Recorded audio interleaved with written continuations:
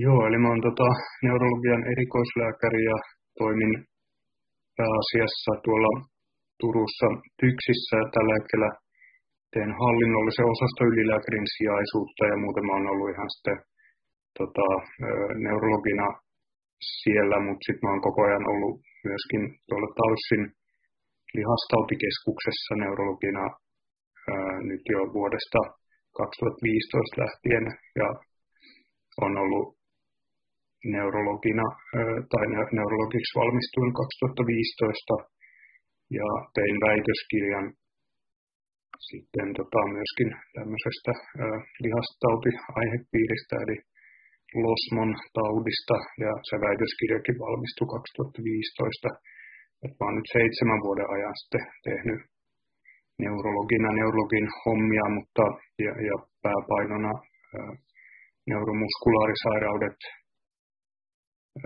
mutta oikeastaan jo sitä ennen sitten erikoistuvana lääkärinä katsoin paljon neuromuskulaarisairauspotilaita ja jonkun verran sitten myös niin kuin muita harvinaisia neurologisia sairauksia, että ehkä eniten niin kuin ataksioita on sattunut sitten mulle päätymään, ei mitenkään tarkoituksellisesti, että niitä olisi alun perin olisin niitä haalinut, mutta et sitten kun on sattunut löytymään, niin sitten on ehkä tullut semmoista näppituntumaa niihinkin. Se on vähän semmoinen sairausryhmä, millä ei ole semmoista omaa niin kuin nimettyä ehkä tällä hetkellä sillä tavalla niin kuin asiantuntijaa, joka Suomessa tunnistautuisi ataksia asiantuntijaksi, niin niitä on sitten vähän yksi sun toinenkin neurologi näkee ja sitten nyt kun on näitä uusia ataksia sairauksia, mistä viimeisimpänä tämä Canvas, niin sitä kautta tullut tutuksi, mutta ja se vähän liippaa myöskin näitä neuromuskulaarisairauksia sitä osittain. Ja teen sitten myöskin tutkimusta edelleen ja on tehnyt 10 vuoden ajan, tai itse asiassa vieläkin pidempään, nyt aika kuluu niin nopeasti, mutta melkein 15 vuoden ajan. Ja joo, no se on kyllä tosi hyvä yhdistelmä ja sitä voisi niin kuin kyllä suositella mahdollisimman monelle lääkärille, että olisi tekisi väitöskirjan ja sitten mielellään ehkä syventyisi johonkin tiettyyn aihepiiriin syvällisemmin ja myös sillä, että sitten sitä kautta tulee tutustuttua siihen tieteelliseen kirjallisuuteen ja tieteelliseen ajatteluun ja se niin kuin auttaa kyllä myös sitä lääkärin työtä ja vaikka lääkehoitojen tehon tai ylipäänsä diagnoosin tekemisen ja tutkimusten niin kuin merkityksen ja hyödyn arvioinnissa, niin se, että on semmoista tieteellistä ajattelua, mitä ei pelkästään tuossa ihan peruskoulutuksessa niin kuin riittävästi tulee, että jos vaan mahdollista, niin kyllä mun mielestä ehkä lääketieteen tohtoriksi kannattaisi, niin kuin Suomessa nyt aika moni lääkäri pyrkiikin, mutta ja saavuttaakin sitten tämän LLT-tutkinnon, mutta siitä on kyllä hyötyä ja varsinkin nyt harvinaissairauksien parissa työskennellessä, niin se yhdistyy aika luontevasti sillä tavalla, että sitten yleensä myös tieteellisesti mielenkiintoisimpia on tämmöiset harvinaiset ja uudet löydökset, mitä ei ole ennen niin kuin löydetty, vaikka jotain tiettyä sairautta tai tiettyä geenivirhettä tai sitten jos hyvällä tuurilla jopa löytyy niin kuin hoitoja, niin kuin joskus käy, että ihan joku olemassa oleva lääkitys voi toimia johonkin harvinaissairauteen sitten, kun keksitään, että mikä sen aiheuttaja on, niin voidaan joissain tapauksissa jopa sitten päästä heti sitä hoitamaankin, että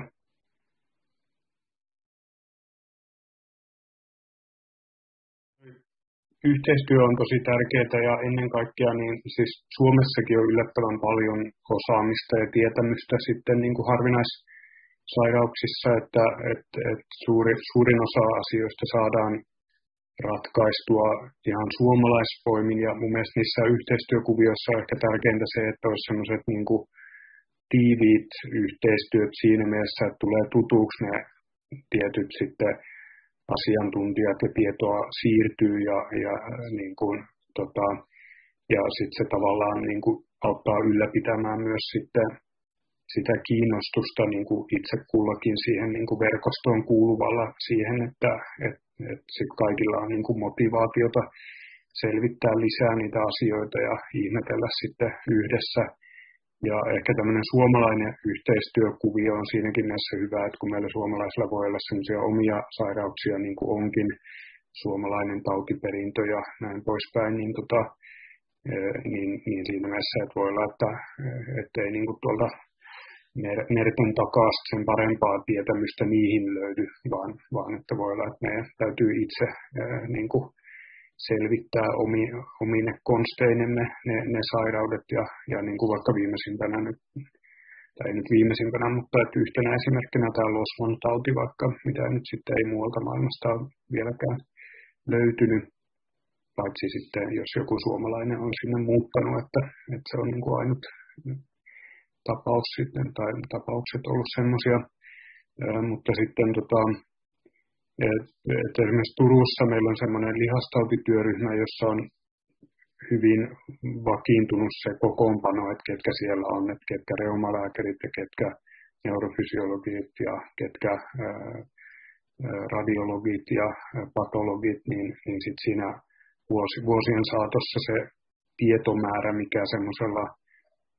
yhteistyökuviolla pystytään kerryttämään niin kuin kaikille sen tiimin jäsenille, niin on ihan toista luokkaa kuin sitten, että jos se on joka kerta niin kuin eri tyyppi siellä mukana ja niin kuin aina vähän sillä ehkä vastahankaisestikin saattaa olla, että en mä tästä asiasta nyt mitään tiedä, mutta tänne käskettiin tulla. Ja sitten toinen näissä kansainvälisissä kuvioissa, niin mun mielestä nämä tieteelliset yhteistyökumppanit on ehkä se tärkein lähde, ja siellä niin kuin tiedeyhteisössä ja kongresseissa käy ilmi, että ketkä on niin kuin niitä huippuasiantuntijoita just jossain tietyssä suppeessa aiheessa, että noi ERN-kuviot on sitten semmoiset, mitkä on vähän vielä hakemassa muotoa, mutta siinä mun mielestä ehkä vielä ei ole semmoista ihan varmuutta, että onko siellä just sitten tavallaan, että mä en ole itse vielä käyttänyt sitä varsinaista konsultaatiokanavaa, mikä siellä on olemassa, mutta tulee vähän semmoinen olo, että sitten sen tiedon laittaa niin kuin jonnekin ja siihen sitten joku tarttuu, joka ehkä tietää siitä tai sitä ajattelee tietävänsä, mutta että onko se silti just siihen asiaan se kaikkein paras asiantuntija, niin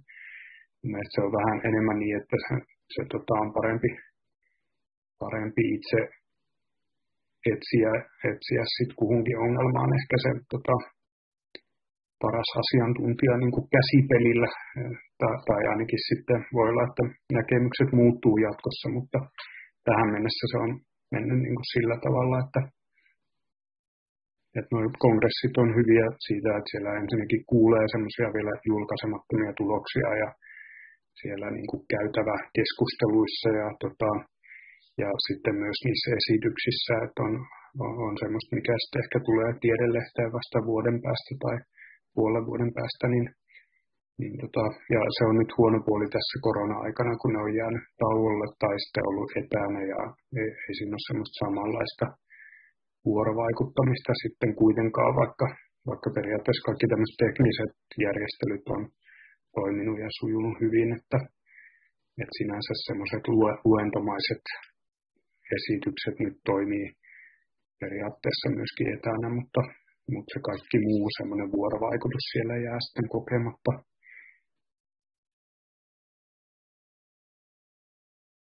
Kyllä on, että sen takia pitäisi niin kuin lääkärikunnassakin sit vähän niin kuin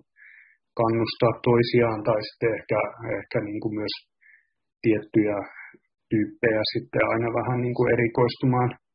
tiettyihin harvinaissairauksiin, että se ei tavallaan tule tyhjästä se niin kuin osaaminen tai sillä tavalla, että sitä kaikkea oppisi tuolta varsinkaan oppikirjoista, että paremmin sitä oppii sitten näistä niin kuin PubMedista artikkeleita etsimällä, mutta ei sieltäkään sitten kaikkiin asioihin läheskään löydy vastauksia, että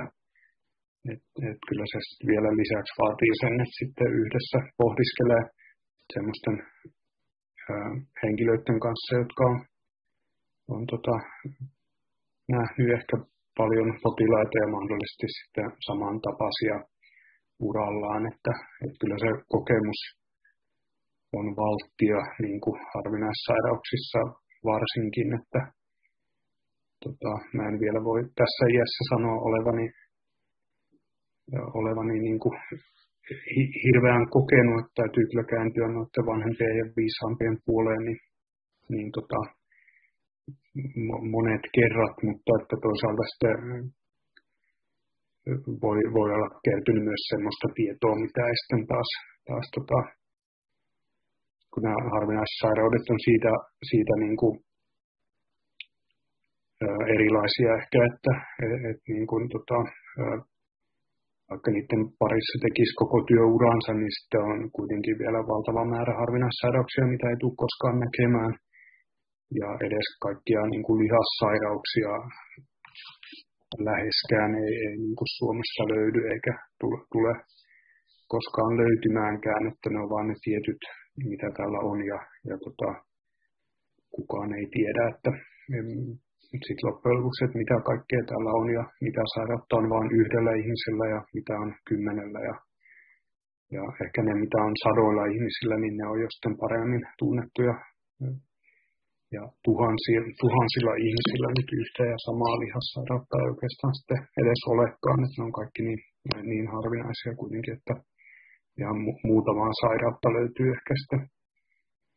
1000 ihmiseltä Suomessa.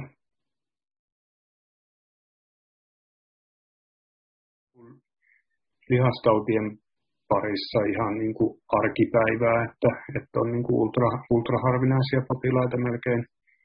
melkein kaikki sitten, mutta sen ehkä huomaa siinä, että sit kun keskustelee joidenkin kollegoiden kanssa tai jopa niin kuin neurologien kanssa ja jostain sairaudesta, mikä on mulle semmoinen, mikä tulee usein vastaan ja vaikka niin kuin inkluusiokappalemyosiitti niin kuin yhtenä esimerkkinä, niin sit se on kuitenkin niin harvinainen, että sit monelle neurologillekin se on ihan vierasta, että on nähnyt 1 tai 2 kertaa urallaan, riippuen uran pituudesta, mutta kuitenkin niin kuin voi olla välillä vaikea muistaa sitä, että ne on kuitenkin ihan sitten todella harvinaisuuksia tietyille muille kollegoille, ja varsinkin jos on sitten niin kuin neurologiallakin erikoistutaan vähän tiettyihin osa-alueisiin, että osa on enemmän niin kuin Parkinsonin tauti ja liikehäiriö, neurologia, osa on sitten MS-tautiin ja tämmöisiin neuroimmunologisiin sairauksiin perehtyneitä ja osa on sitten enemmän aivoverenkiertohäiriöihin, niin ihan jo sen valikoitumisen takia, mitä sitten niitä potilaita valikoituu kellekin, niin ei näistä ultraharvinaisista sairauksista voikaan tulla kaikille sitten semmoista hyvää tuntumaa. Mutta kyllä varmasti ehkä niin kuin eniten just voisi kuvitella, että neurologian alalla niin eniten ultraharvinaisia olisi ehkä neuromuskulaarisairauksissa, että voisin kuvitella, että koska sit muissa sairausryhmissä on aina se yksi yleinen niin kuin sairaus, niin kuin vaikka neuroimmunologiassa on se MS-tauti tai liikehäiriösairauksissa on Parkinsonin tauti, on semmoisia yleisiä sairauksia, että neuromuskulaarisairauksissa taas ei ole niin kuin oikeastaan mitään yleistä sairautta.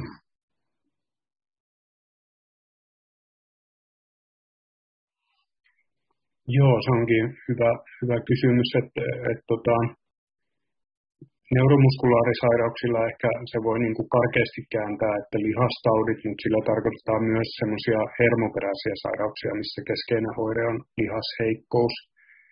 Mutta sitten lihasoireitahan ihmisillä on tosi paljon semmoisia erilaisia haittaavia oireita, mitkä ei sitten kuitenkaan tarkoita mitään tautia, eikä edes ei tarkoita neuromuskulaaritautia, eikä mitään muutakaan, että vaikka lihaskipuja tai kramppeja tai sitä, että ei joskus siedä rasitusta sillä tavalla, että tulee niin kuin liian voimakkaat oireet suhteellisen kevyestä rasituksesta ja näin poispäin. Mutta yleensä ehkä neuromuskulaarisairauksilla tarkoitetaan nimenomaan niitä geeniperäisiä sairauksia ja sitten on nämä tämmöiset erilaisista hankinnaisista syistä johtuvat, mistä suurin ryhmä on sitten taas tulehdusvälitteiset, eli tämmöiset lihastulehdussairaudet. Niissä on semmoinen erottelu Suomessa, että nämä lihastulehdussairaudet menee reumatologien hoitoon, paitsi sitten inkluusiokappaleomyosiitti, joka on yleisin tämmöinen vanhempien ihmisten lihassairaus, niin se jostain syystä käyttäytyy ja reagoi hoidolle samalla tavalla kuin nämä lihasrappeumatautit, ja sen takia se on niin kuin sitten neurologisessa seurannassa ja hoidossa, koska siihen nämä ainoat niin kuin toimivat hoidot tällä hetkellä on tämmöisiä kuntoutuksellisia erilaisia apuvälineitä ja fysioterapiaa ja puheterapiaa ja niin poispäin, mutta siinä näin niin kuin lyhykäisesti.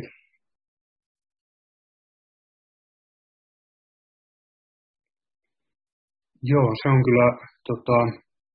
mielenkiintoinen sairaus ja varmaan semmoinen kanssa, mitä ei ole helppo tunnistaa.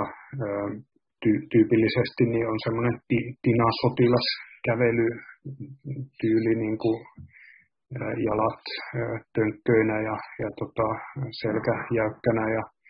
vuosien varrella monesti saa yhtä sun toista diagnoosia ja käy fysiatrilla ja fysioterapeutilla ja ei päästä diagnoosiin, että se on aika tavallinen tarina ehkä sen niin kuin jäykkyysoireyhtymän kanssa ja niitä, mitä mullakin on tullut niin kuin vastaan, ei välttämättä niin kuin omina potilaina, mutta eri yhteyksissä tullut vastaan, niin on kyllä semmoisia, että on niin kuin pitkä kierre ennen sitä diagnoosin saamista ja sitten voi olla, että se on vähän niin kuin vahingossa jonkun mutkan kautta tullut ja sitten sen jälkeen todettu, että kyllähän tämä kaikki tähän hyvin sopii ja että miten se ei tullutkaan mieleen. Se on ehkä tämmöinen niin kuin neuroimmunologian sitten puolelle menevä enemmän tämän niin kuin nykyisen jaottelun mukaan, mutta että toi neuroimmunologian ja sitten neuromuskulaarisairauksien kanssa on vähän semmoista päällekkäisyyttä, just nämä tulehdukselliset lihassairaudet ja sitten myastenia niin kuin yhtenä esimerkkinä kanssa, että on vähän niin kuin molemmilla puolilla hoidetaan ihan sujuvasti. Tämä jäykkyysoireyhtymäkin on ehkä osittain semmoinen, että voi olla myöskin neuromuskulaarisairaus spesialistien hoidossa.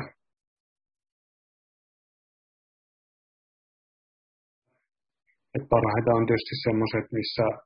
on joku sairaus, mikä ensisilmäyksellä näyttää siltä, että tähän nyt ei varmasti löydy mitään hoitoa ainakaan,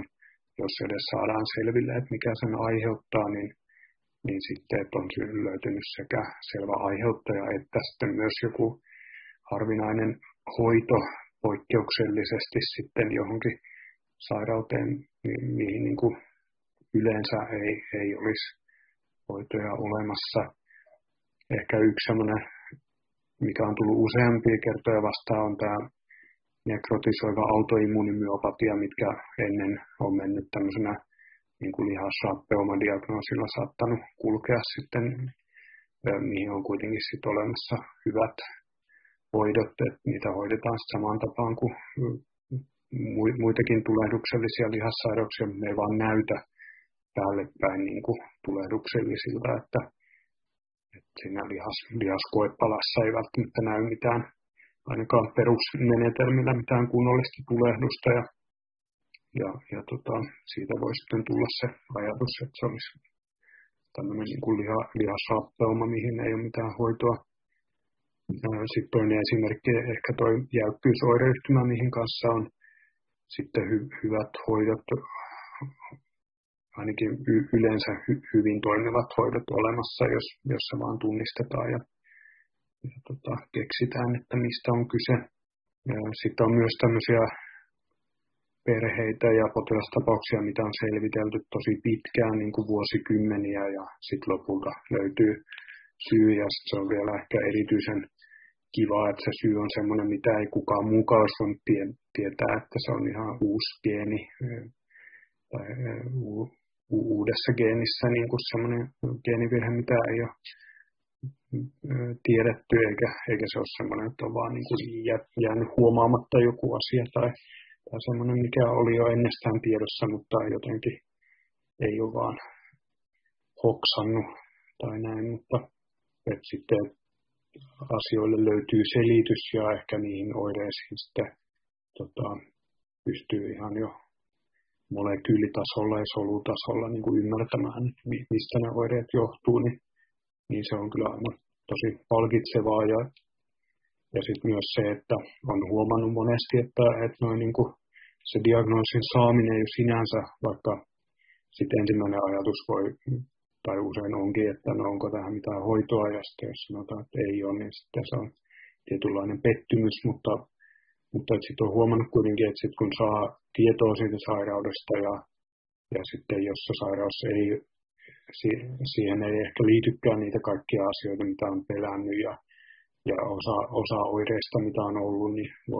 voi niin kuin olla myöskin sen epätietoisuuden niin kuin pahentamia, niin monessa tapauksessa on huomannut, että sit seurannassa ne oireet jopa siitä huolimatta lievittyy, että mitään hoitoa ei oikeastaan ollut niin kuin perinteisessä mielessä. Ja sitten myös kaikki tämmöiset ehkä yhteiskunnan ja läheisten suhtautuminen, siihenkin se vaikuttaa, että mikä se diagnoosi on ja miten sitä tilannetta pystyttäisiin sitten niin kuin auttamaan. Ja että kyllä se diagnoosi sinänsä on jo jonkunnäköinen itseisarvo.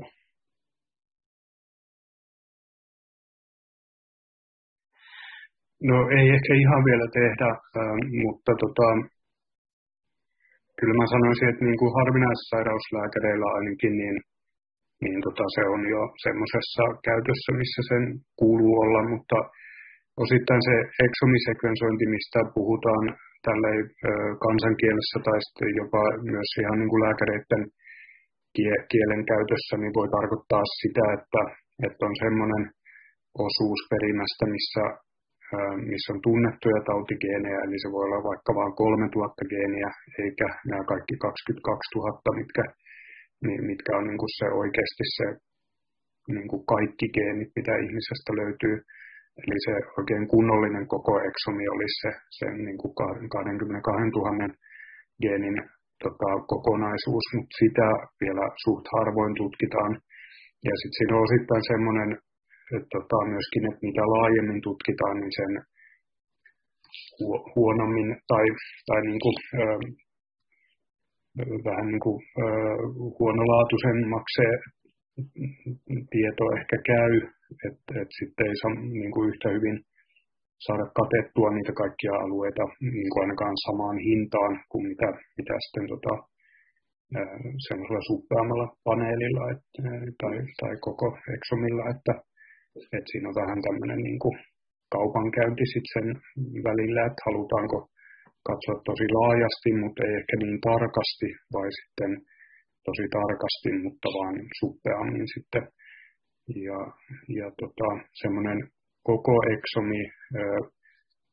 toimii ehkä erityisen hyvin semmoisissa tosi monimutkaisissa ja monia eri oireita ja löydöksiä ja tutkimuslöydöksiä sisältävissä oireyhtymissä, että ne niin kuin, sitten jos on tämmöinen selvästi tosi suppea rajattu tauti tai tiedetään vaikka, että on ALS-tauti, niin sitten ei ehkä kannata katsoa niitä kaikkia 22 000 geeniä, vaan ne tietyt sitten, mitkä tunnetaan. Ja toi ALS-tauti on siitäkin hyvä esimerkki, että siinä tärkein aiheuttaja on sellainen toistojaksomutaatio, mitä ei tällä hetkellä saada edes eksomisekvensoinnilla selville. Ja toinen esimerkki on Huntingtonin tauti ja on muitakin tämmöisiä niin kuin yleisiä esimerkiksi ataksia-sairauksia, mitä ei vielä ainakaan saada niin kuin sieltä eksomisekvensointitiedoista esille. Jos tähän koko genomisekvensointi, mikä sekin varmaan pikkuhiljaa yleistyy ihan käytännön työssä, niin sillä sieltä pystytään paremmin kaivamaan nämä tämmöiset toistojaksomutaatiot esille.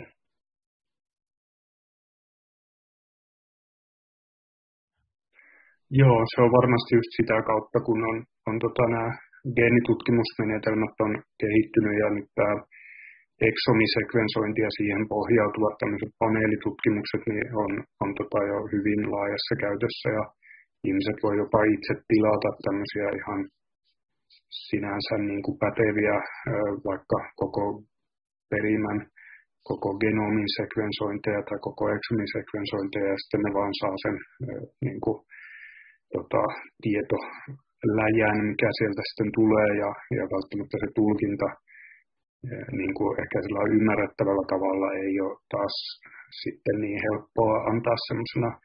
valmiina pakettina, että lukekaa tästä, vaan että se vaatii kyllä sen, että sitten pääsee keskustelemaan lääkärin kanssa niistä löydöksistä ja siellä on kyllä paljon varmaan semmoisia myöskin saattaa tapahtua ihan niin kuin väärinkäsityksiä, että ajatellaan, että joku geenimuutos selittää oireisto, vaikkei se sitten se selittäisikään ja sitten voi jopa jäädä tälleen niin kuin pitkäksi aikaa roikkumaan tai vähän semmoiseksi suvun perimätiedoksikin,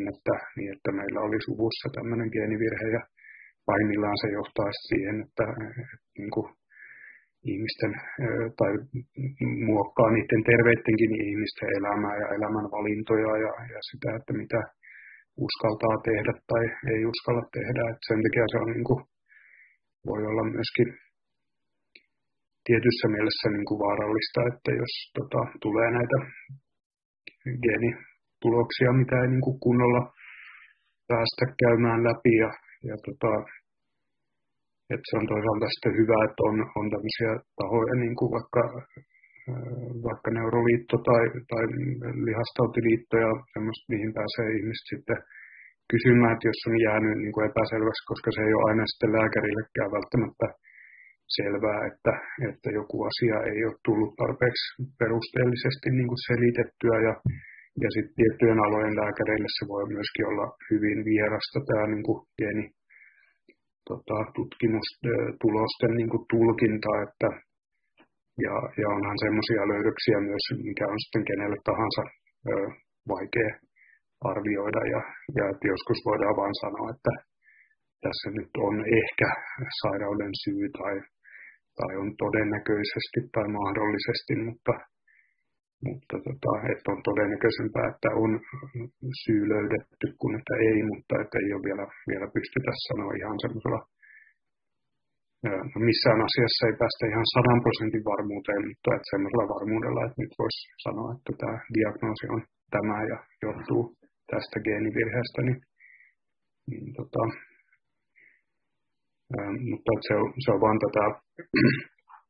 nykytodellisuutta ja osittain se on vaan semmoista, minkä kanssa täytyy elää, että pikkuhiljaa tieto siitä karttuu ja voi olla, että itse asiassa se sairauden syy onkin jo löytynyt, mutta ja se on niin kuin siellä tavallaan jo silmien alla, mutta ei vaan tiedetä, että mikä se niistä muutoksista on, mitä sieltä perimästä on löydetty, että sitten voi käydä niinkin, että sairauden syy on itse asiassa löytynyt jo monta vuotta aikaisemmin, mutta sitten kun sitä uudestaan lähdetään uudelle selvittelykierrokselle, niin sitten todetaan, että kyllä se nyt sittenkin oli tämä, mikä sitten löytyy jo aikoja sitten, että kaikkia tämmöisiä kuvioita tulee tuolla vastaan sitten harvinaissairausselvittelyissä.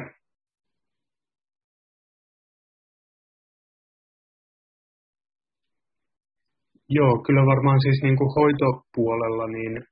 niin nämä geenitutkimus ja niin kuin geenihoidot niin on tosi niin kuin mullistavasti edistynyt, mutta että ne on toistaiseksi vielä tietyt ja tietyn tyyppiset sairaudet, mihin on niin kuin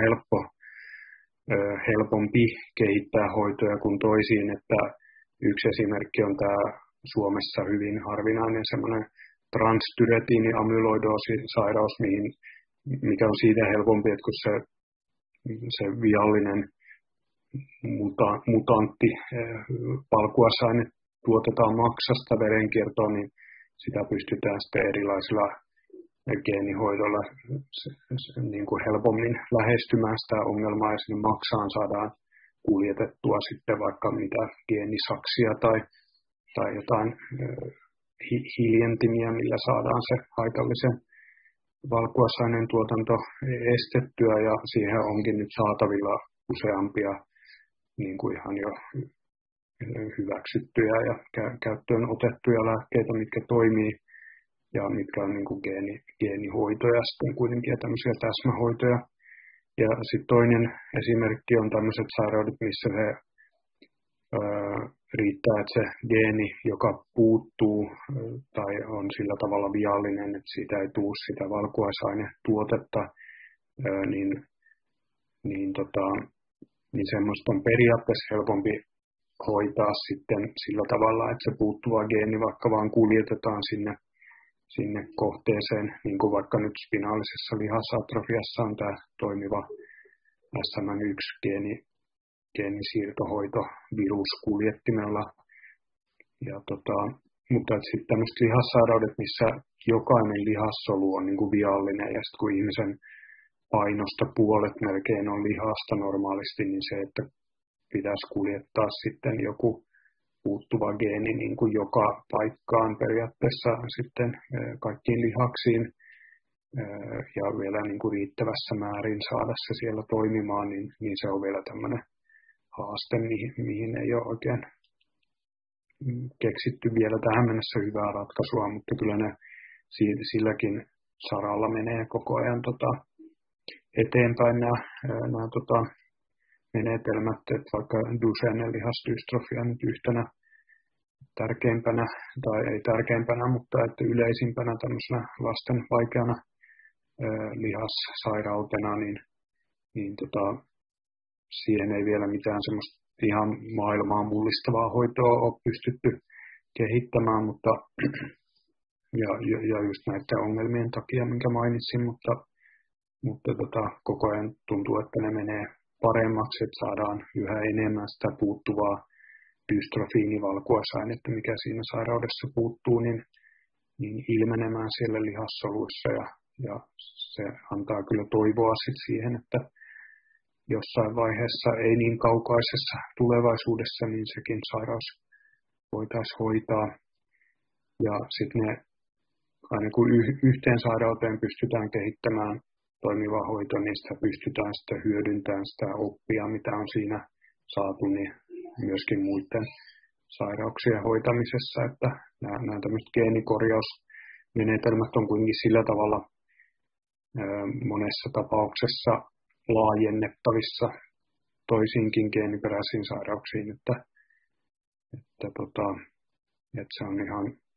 toisaalta hyväkin, että tiettyjä sairauksia nyt tutkitaan oikein erityisen tehokkaasti ja lääkehoitoja yritetään niihin kehittää, koska sitten mitä enemmän siihen satsataan ja sitten onnistutaan sen yhden sairauden hoidossa, niin sitten sitä pystytään hyödyntämään sitä tietämystä sitten myös niin kuin muiden sairauksien hoidossa. Että se on tärkeää, että sitten olisi riittävästi rahoitusta ja semmoista kiinnostuneita tutkijoita sitten tekemään sitä tutkimusta ja myös olemaan mukana näissä lääketutkimuksissa, mikä ei harvinaissairauksien lääketutkimuksessa ole niin kuin ihan helppoa kuitenkaan, että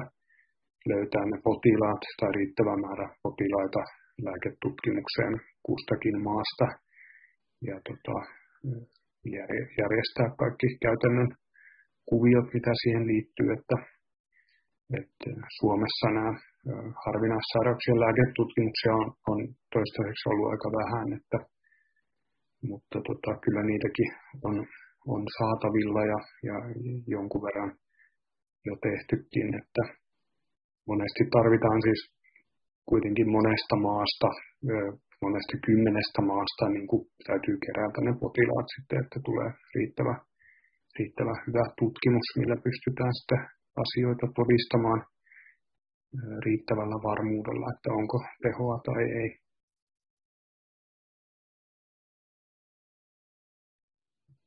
Kyllä näihin niin kuin harvinaissairauksiin liittyy monia ongelmia sit, niin kuin lääkehoidon saatavuudessa, että ihan jopa niin, että on joku hyvin tunnettu ja niin kuin, hyväksytty hoito. Yhtenä esimerkkinä vaikka tämä Lambert-Eatonin tämmöinen myastenian kaltainen sairaus, niin siinä aina välillä tulee sitä ongelmaa, että sitä lääkettä, mikä siihen auttaa, niin ei ole saatavilla ja sitten pähkäillään, että mitä sitten tehdään ja tämmöiset niin kuin toimitusvaikeudet, mitkä voi liittyä siihen, että on vain muutama firma tai on vain yksi firma, mikä tekee jotain lääkettä tai sitten ehkä Suomessa tämä on yksi ongelma, että on sellaisia lääkkeitä, mitä saa niin kuin sairaalan kautta ja sitten osa on sellaisia, mitä haetaan apteekista ja käytetään sitten kotona ja niissä on erilainen se korvausjärjestelmä, että sairaalalääkkeet on ilmaisia ja niin kuin annostellaan sit sairaalassa tämmöiset vaikka suonen sisäiset lääkkeet ja vaikka nyt SM-maan hoidossa tämä selkäydinnesteeseen annosteltava lääkehoito, mutta sitten nämä lääkkeet, mitä otetaan suun kautta, niin menee sen niin kuin apteekki, normaali niin kuin apteekkijakelun kautta ja sitten erilaisilla kriteereillä arvioidaan niitä korvattavuusasioita, niin se on kyllä ongelma ja johtaa tämmöisiin vähän erikoisiin tilanteisiin. Sitten tietysti nuo hinnat harvinaissairauslääkkeissä on korkeat ja osittain se on niin kuin perusteltua sen takia, että täytyy saada ne kustannukset katettua sitten, että kun melkein sitten minkä tahansa lääkkeen kehittämiseen kuitenkin palaa kymmeniä miljoonia ainakin rahaa ja yleensä monta eri lääkemolekyyliä täytyy tutkia ennen kuin sitten löytyy joku, joka niin kuin toimii, mutta sitten se on ehkä semmoinen, mihin tämmöisen niin kuin tavallisen rivilääkärin on niin kuin vaikea sitten päästä millään tavalla ehkä vaikuttamaan ja että kyllä monet tämmöiset asiat niin kuin turhauttaa ja sitten niin kuin hankaloittaa hoitoa. Sitten vielä yhtenä esimerkkinä, mikä ei liity suorastaan hintaan, niin on vaikka tämä immunoglobuliinihoidot, mitä annostellaan sitten kanssa sairaalassa ja suonen sisäisesti, ja ne voi monissa sairauksissa olla tosi tehokas hoito ja on varsin turvallinen hoito myöskin. Mutta siinä taas sitten ongelmana on se, että se on niinku verenluovuttajien verestä suodatettu lääkevalmiste, että sitä ei voi sillä tavalla niinku synteettisesti tehdä tehtaassa. Että jos se loppuu, niin sitten se vaan loppuu, että sitten siinä on tämmöinen saatavuusongelma, mikä tulee ihan vaan siitä, että jos ei ole verenluovuttaja tarpeeksi, niin sitten ei ole sitä valmistettakaan tarpeeksi. Että se, mihin mä panen toivoni, on se, että sitten kuitenkin ensimmäiset vaikka statiinikolesterolilääkkeet on ollut tosi kalliita ja Alzheimerin taudin lääkkeet on ollut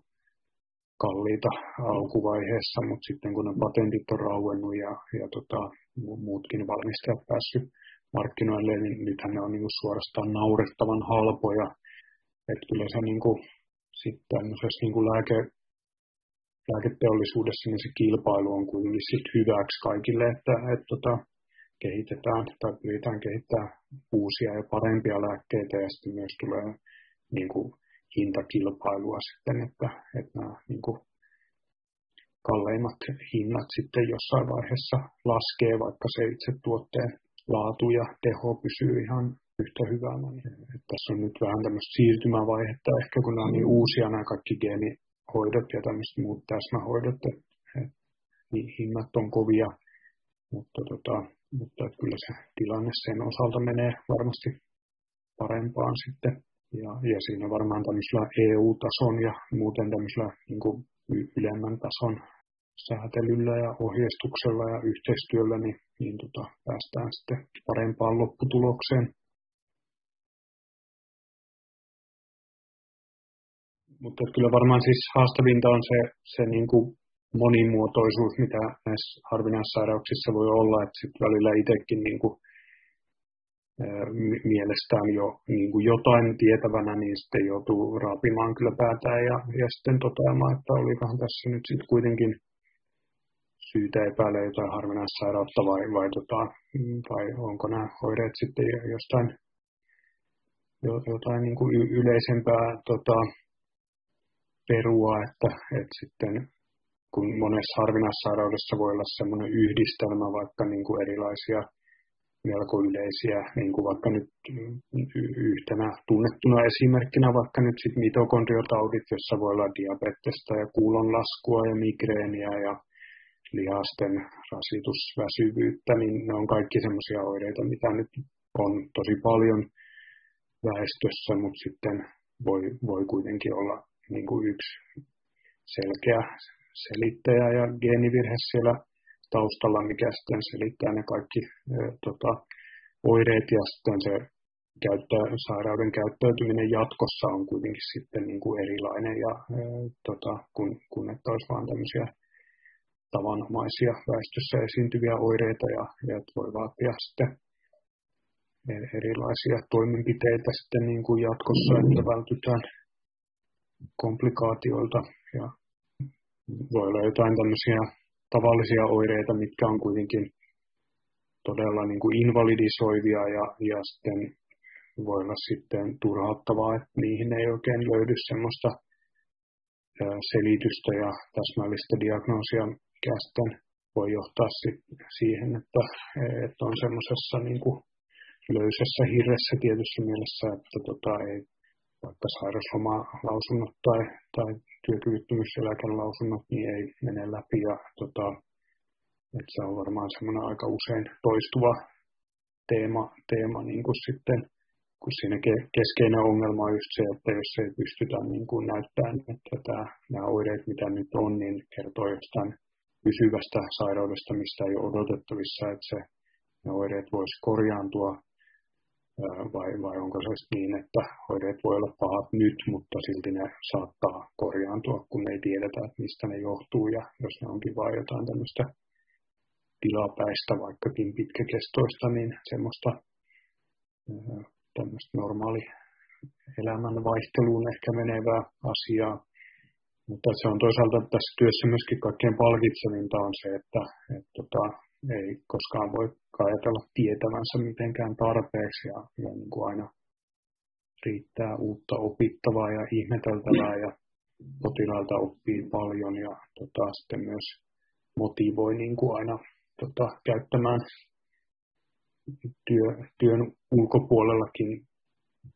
paljon aikaa sitten joidenkin mysteeritapausten niin kuin pohtimiseen, että joko omien aivojensa sopukoissa tai sitten ihan niin kuin etsimällä aktiivisesti tietoa kirjallisuudesta ja sieltä sun täältä kollegoilta ja muilta. Ja sitten jos saa tämmöisen pitkään päässä muhinen niin kuin pähkinän ja mysteerin ratkaistua, niin se on tosi palkitsevaa tietysti, että haasteet ja palkitsevat elementit on osittain niin kuin samoja tässä työssä.